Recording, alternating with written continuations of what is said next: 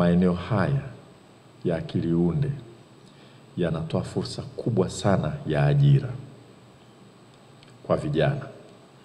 Mahitaji ya wataalamu ni makubwa sana, na ukiangalia takwimu, kazi ambazo sasa hivi ni rahisi kuajiriwa nyingi zinaenda katika maeneo hayo: data science, akili unde, machine learning na kadhalika.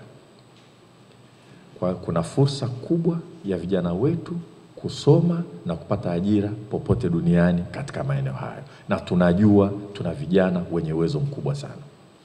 Lakini pili, maeneo haya ya akili unde yataleta vile vile fursa kubwa sana.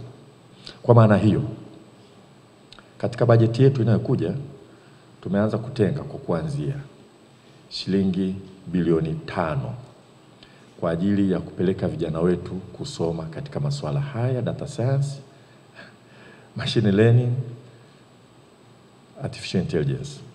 Ni hela kidogo. Lakini tunachotaka kufanya, tunataka kuanzisha kama jukwaa la kufanya makubwa zaidi.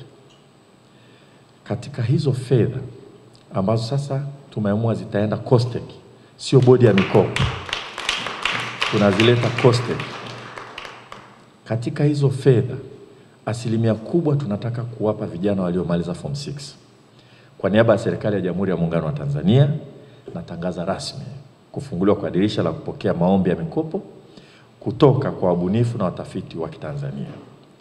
Kianzio kilichotengwa na serikali ni fedha za Kitanzania shilingi bilioni 2.3 kama dhamana, ambapo benki ya CRDB itatoa kiasi cha shilingi bilioni 4.6 kwa ajili ya mikopo. Makubaliano ya leo yanahusu serikali yetu ya Tanzania kuweka tengeo la awali. Tunasema ni la awali kwa sababu uhitaji ndo utaamua kwamba tuongeze kiasi gani, lakini tengeo la awali la fedha ya Tanzania shilingi bilioni 2.3 kama dhamana kupitia benki ya CRDB. Fedha hizi zitamwezesha CRDB kutoa mkopo nafuu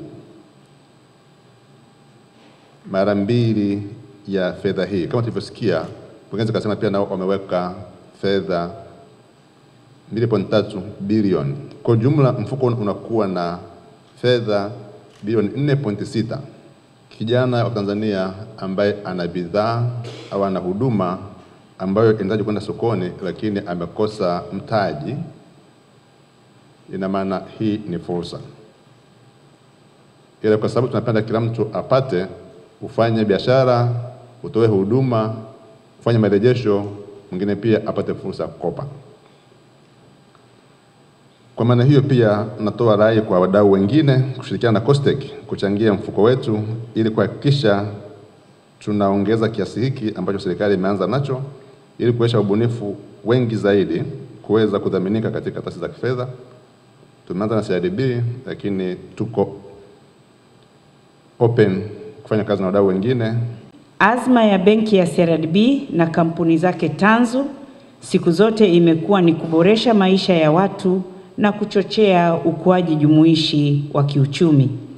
Azma hii inajidhihirisha kupitia huduma, bidhaa na programu bunifu zinazowawezesha Watanzania wengi zaidi kupata fursa za kifedha na huduma zake mbalimbali. Malengo yetu ni kuwafikia zaidi ya vijana 1000 nchi nzima, yani Tanzania bara na visiwani. Pamoja na mitaji wezeshi itakayotolewa, benki ya CRDB pamoja na CRDB Foundation tuna majukumu yafuatayo: 1, kuandaa mafunzo ya biashara kupitia bootcamps kwa washiriki kabla ya upatikanaji wa mikopo, kutoa elimu ya fedha na ujasiriamali ili kuhakikisha walengwa wanajenga biashara endelevu, na kutathmini uwezo wa biashara kukua na kurejesha mikopo itakayotolewa.